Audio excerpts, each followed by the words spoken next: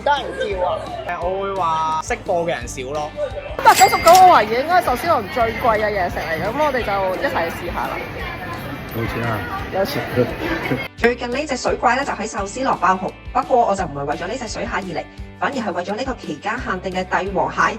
你冇睇錯，真係399。有網民就話叫嘅人咧都要俾智商稅，亦都有人話作為日本三大蟹類，份量又唔細，仲想點啊？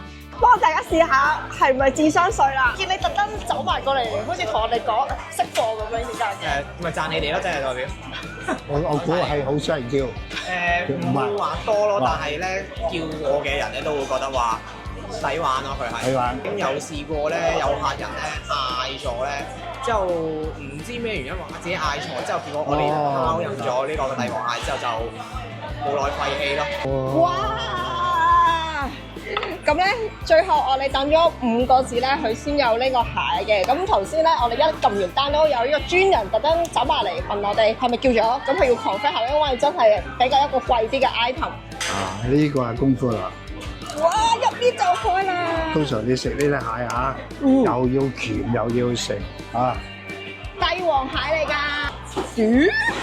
開工咯。